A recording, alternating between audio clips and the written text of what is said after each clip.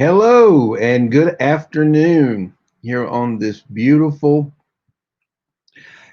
winter afternoon. It's a beautiful sunny day here in New Jersey. My name is Martin Cowart, and welcome to Noonday Meditation and Contemplative Prayer Power Hour, where we've been gathering together every day, Monday through Saturday at noon Eastern Time, to create a virtual sanctuary, a refuge from all the drama in the world, particularly from these very challenging times we're going through right now. We come together to create a sanctuary to love and support each other through this pandemic and all the other things that seem to be impacting us in what we might call the external world.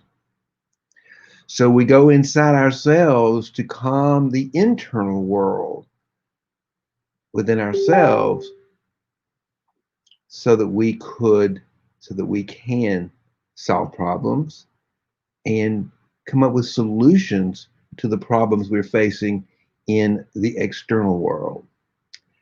And like I always say, if you can join us, would you do me a favor and just, if you're joining me, just type in hello in the comment section so that I know you're here, and just let me know that you're here. I thought today we'd have some fun because I think probably with given all the disruption by COVID-19,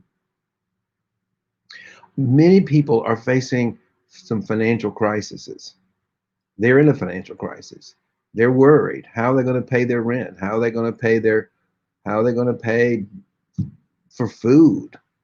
Um, and so I thought I would just share some wisdom today on solving money problems, solving financial problems. How do we solve financial problems?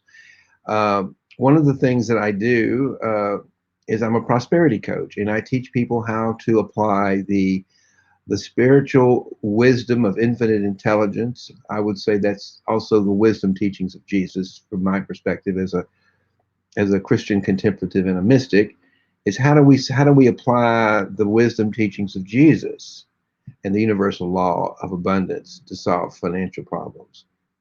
And I want to share a little bit with you before if we don't have anybody. I've got a problem that I'm going to, it's one of a generic problem around government spending that I will share later if no one types anything into the chat box. But if you've got something you want to try to, that you're having personally, or you see a problem at sort of at a collective level, at a global level, or a country level, please type it in the box, and let's tackle it together. Because what I know as a prosperity coach is that all the problems, you may not like hearing this, we create all our financial problems ourselves. They don't get created. That what happens in the external world is really the symptom of a core problem within ourselves. And I think that's good news, because I can't solve anything outside of myself. But I can certainly look inside myself to understand if I'm the person that created the problem, then I'm also the person that has the ability to solve it. No one else can solve it, and no one else created it. And that's the first lesson we have to learn, is we have to take responsibility for our own lives. Earlier this week, I think it was Wednesday, I read this wonderful poem by Cesar Chavez about taking responsibility for our lives. That's freedom. And that's what we're talking about here. We think, we think that when something external happens, like when COVID-19 and we lose our job, we think that is the problem. That might be the challenge, that might be the opportunity, and it is the opportunity for us to find out something new, because that's a symptom of a problem. Maybe you were in a job that you never liked in the first place. Maybe you were a teacher. I had someone call me and said that they're a teacher in their early 50s, and they got laid off, and in their area they don't hire teachers that are over 50. So she lives in this place of sort of like of a victim of those circumstances. Well, that's not really the problem. The problem is that she's got to find something within herself that's of more value to the world than what she was previously doing. Because what the world is telling her is that that's not the most valuable thing she has. She thinks that's the most valuable because that's all she knows. But the reality is that's not the most valuable thing she has to offer in the world today in exchange for money. So we've got to go in and it's her thinking, it's her belief. It comes from the scarcity mindset. So when we go inside ourselves and we begin to look at what caused the problem, well, it's because I thought the only thing I could do was teach. The only thing I could ever, my belief system told me the only way I could make money was to teach. And now that I can't teach, I have no way of making money. So the question is that true? No, it's not true. Because I would even question the belief that says that I go back to the quote is the only way I have to make money is by being a school teacher. If you can teach school, there's got something. It's got to be. And you're 50 years old. You've got some powerful wisdom within yourself that you can share with the world. I would bet you if you're a good teacher, and in today's world, in the teaching information, people wanting to purchase and pay a lot of money for information and wisdom online, you now have, if you just can retool and find out what it is you can teach people of some value right now. What is the question I would say to her is, what is the most valuable thing you have within yourself that you can offer to the world today that can make a difference in their lives, that can make their lives better, that can make their lives more exciting, more fulfilling, you know? It could be something as simple as maybe you could teach English to people who it's not their native language. And maybe you create a course online that teaches people how to speak English, you know? And you don't even have to do it on your own. 'Cause I would imagine, I'm not a teacher of English, but I would imagine there's all sorts of kind of canned things and different techniques for teaching people how to speak English if that's not their native language online. I'm just using this as an example, by the way. So when we look at the way we solve that problem is we looked at ourselves and we said, well, it was my belief system. I'm stuck here in this belief that the only way I can make money is to teach school, and nobody that is in the school system doesn't want to hire me. So I guess I'll just have to die. You see how that works? So now you're a victim of this, but the reality is that it's not true. Hey Rohit, how you doing? I thought I'd talk a little bit today about how you doing. Nice to see you here. We were going to solve a financial problem for you. What would we solve? I'm talking about solving using the spiritual uh, wisdom, infinite intelligence, or you could even call it. I call it here in this space the wisdom teachings of Jesus to solve financial problems. And with what that means is we have to go within ourselves to find out how we created the problem. And then if we know, because what we think is the problem is actually the symptom of a problem. And if we're in any way a victim of those outstanding circumstances, then we've engaged the egoic mind, and the egoic mind is trying to solve the problem. But the problem is the egoic mind is the part of ourselves that created the problem. It's never going to solve anything. So we have to go inside ourselves and tap into that higher power, that infinite intelligence, the divine within ourselves, for to find out who we are and what we have. What's our purpose? What do we have to offer the world today that's relevant? Because maybe before COVID-19, me being able to teach kids was the most relevant.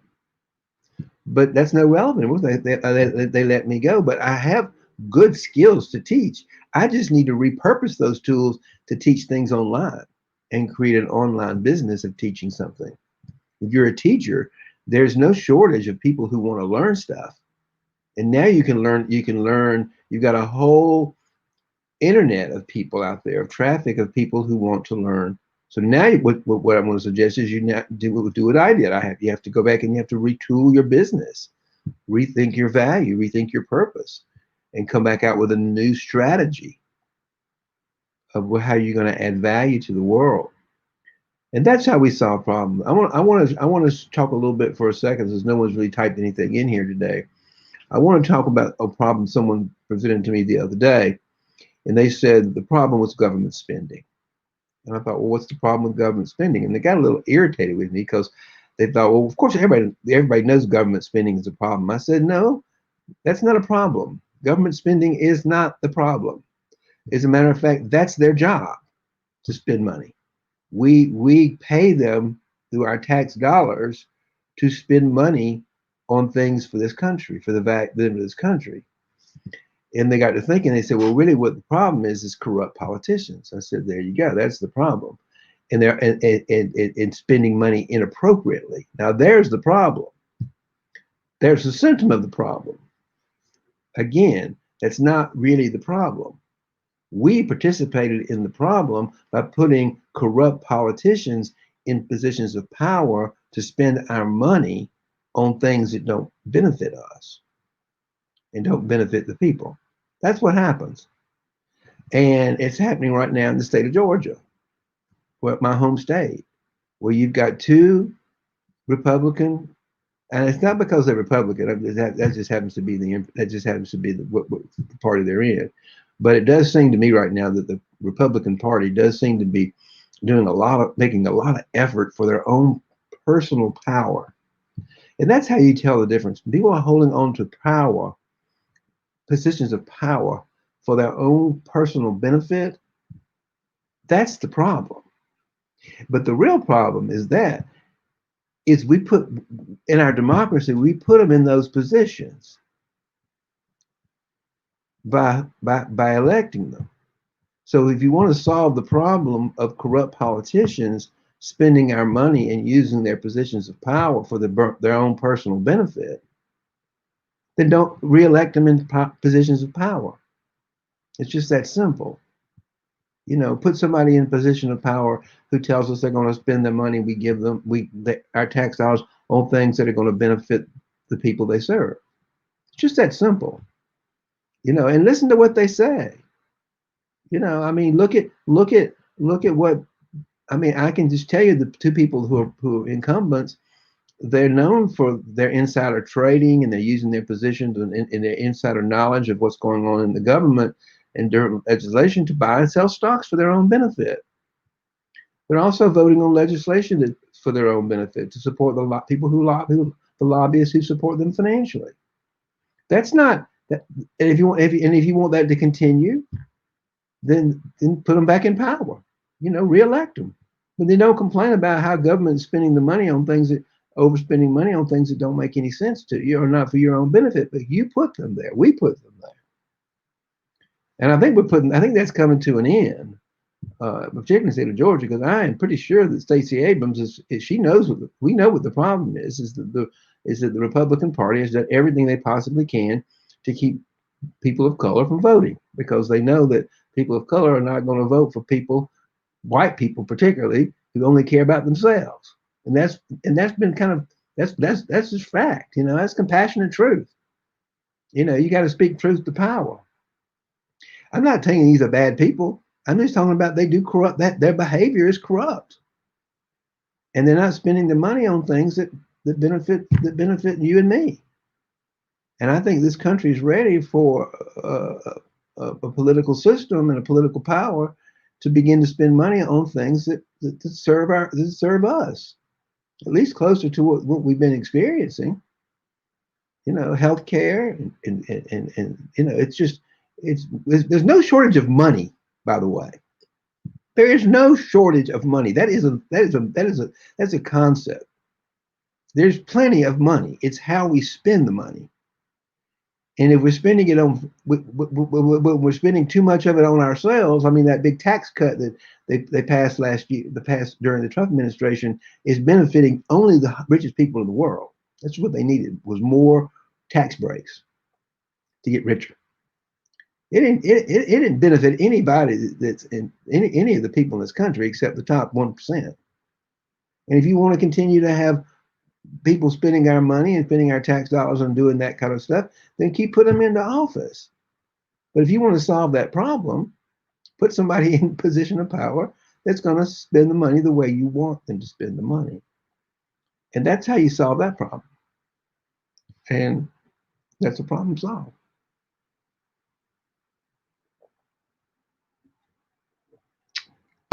You speak truth to power. And it's coming. That's exciting. So I'd like to just real quickly, I'm going to read a little bit from Richard Rohr this morning. And we're going to meditate if we can. Let me just see what Richard Rohr has to say.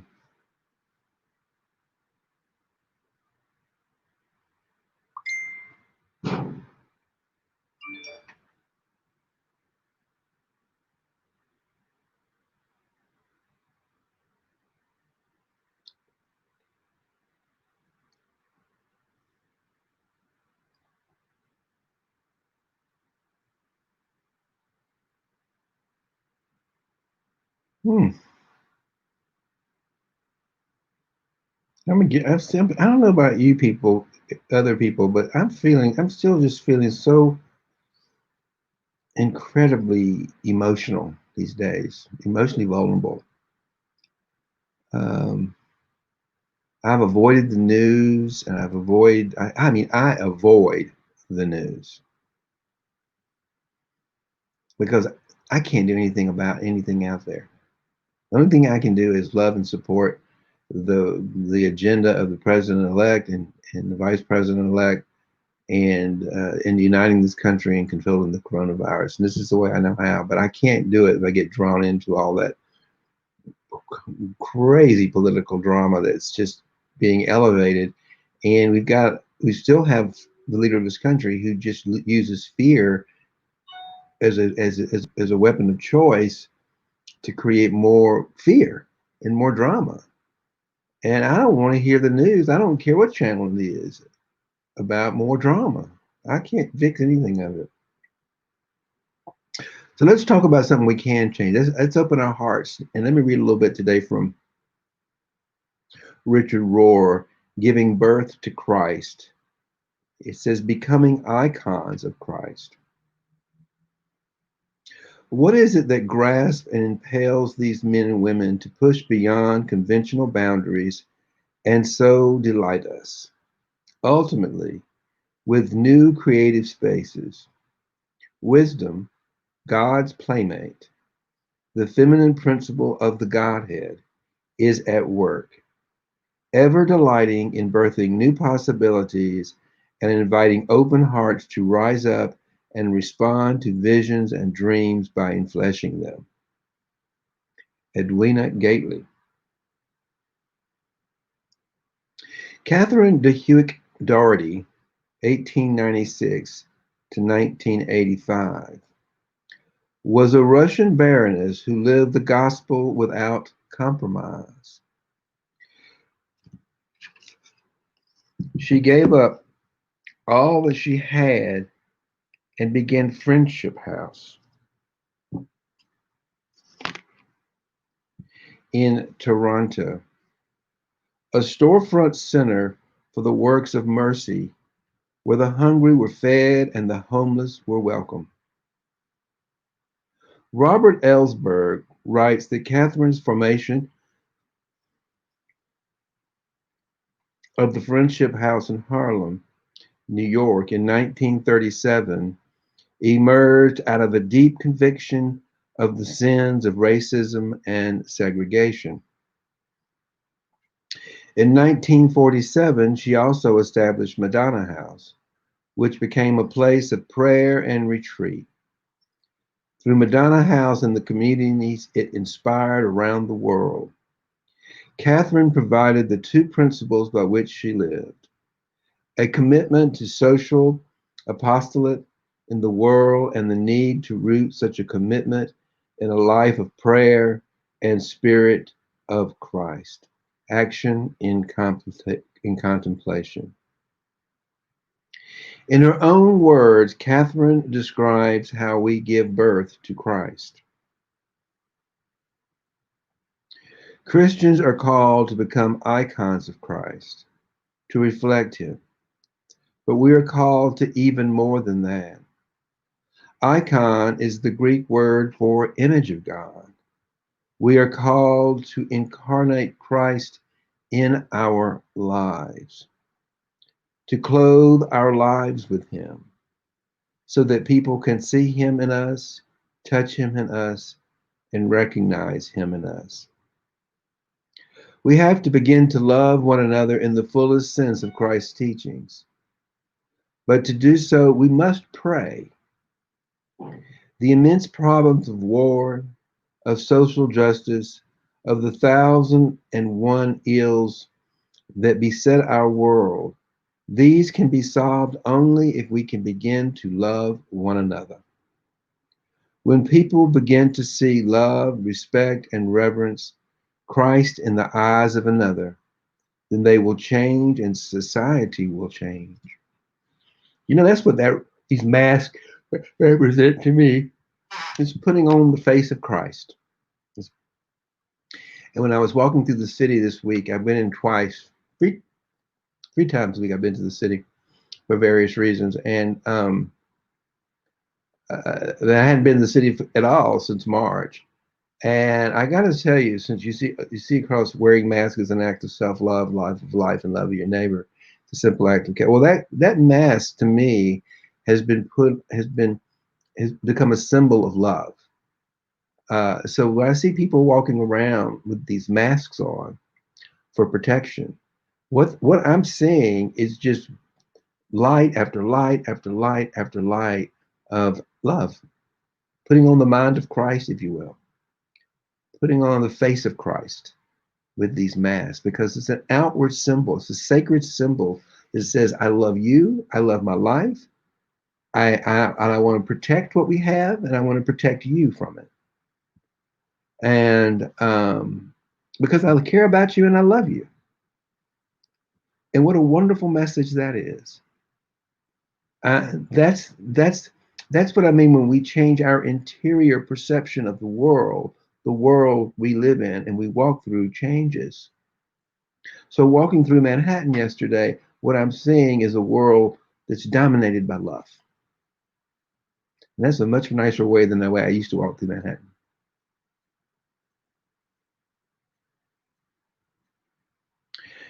We have to begin to love one another in the fullest sense of Christ's teaching. But to do so, we must pray. The immense problems of war, of social justice, of the 1,001 ills that beset our world, these can be solved only if we begin to love one another. When people begin to see, love, and respect and reverence Christ in the eyes of another, then they will change and society will change also. It seems like that's what we're doing, isn't it? It seems like we're moving into a more just, a more loving, a more nurturing, a more caring world as the divine feminine raises her beautiful head in love and compassion for all of us. And Richard finishes this up with saying, to paraphrase the medieval mystic, Meister Eckhart, 1260 to 1327, we are all meant to give birth to God. As a man who has taken a vow of celibacy, I will never know what it is like to physically give birth, nor have I ever held the hand of a woman I love in labor, neither sister nor friend. However, I have experienced the birth of Christ in the world many times throughout my life, in big ways and small, sometimes through grand gestures, but more often through simple acts of patience, love, and mercy. To incarnate the Christ is to live out the gospel with our lives as faithfully and fearlessly as a woman in labor who holds nothing back in order to bring new life into this world. And I think that's what we're feeling. Men and women, we're feeling the labor pains as we're bringing this new life into the world here at Christmas. And it's going to be pretty exciting in a few weeks. On the 21st, I believe we're going to have the return of the Holy Star. It's when Neptune and Saturn's come within close distances with each other, and we can look in this hemisphere into the southwest, and we're going to see a bright light. And you know, we are part of the universe, and there's energy here. So I'm quite excited about what this might be bringing us and the birth of a new world. I don't know what it's going to look like, but I sure know that it's already feeling better. It's already feeling better. Faith is the bird that feels the light in the darkness before dawn. I clearly have some faith right now. So let's spend a few minutes in meditation. Please join me if you're here. We're going to just, let me set my timer here. We're going to meditate for 20 minutes.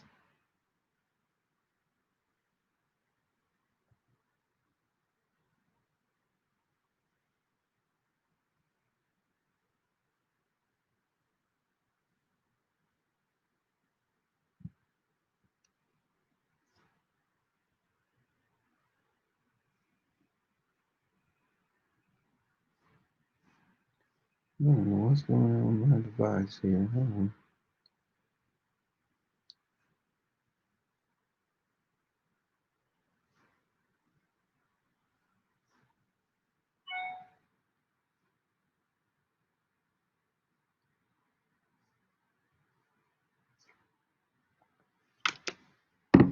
You can raise your arms in the air and just feel the life force within us, within the body. Hear that bell to wake us up and allow that vibration to take us more deeper within ourselves.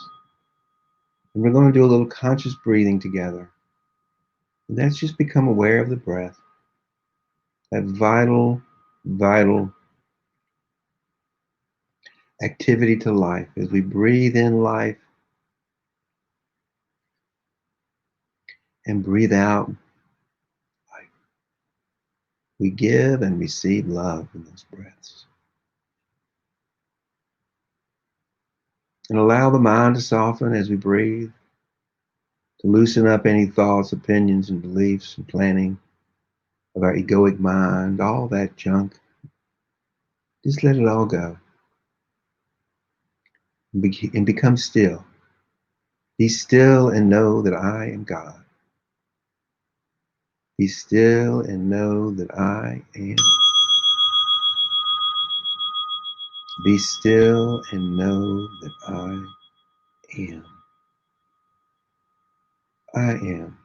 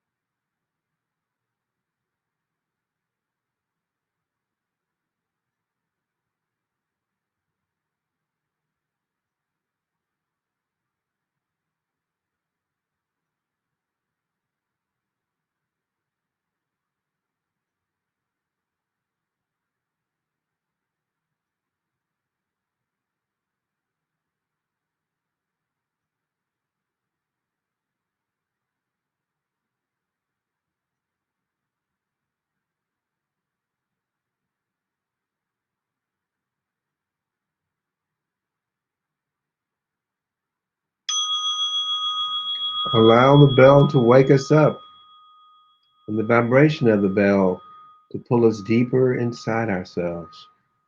That still point of unconditional love.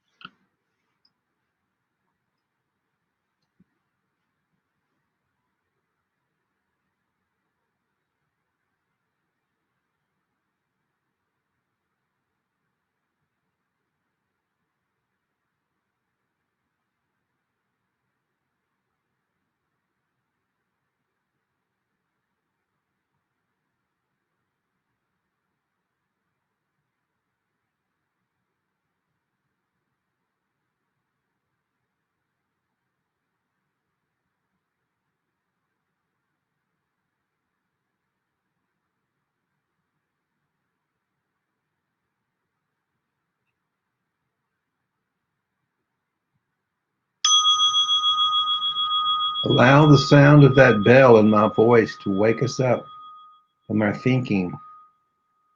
Let those thoughts go and allow the vibration of the bell to bring us deeper within ourselves, that still point of unconditional love.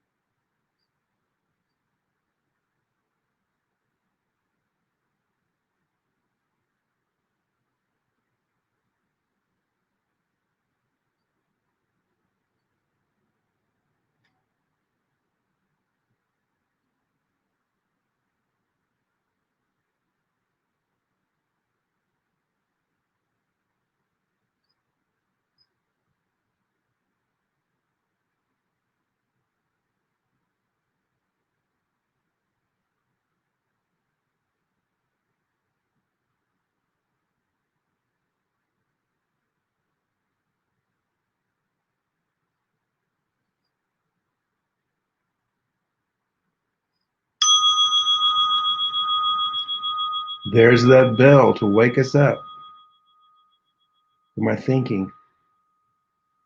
Let them go. Allow the vibration to take us deeper inside ourselves. That still point of unconditional love.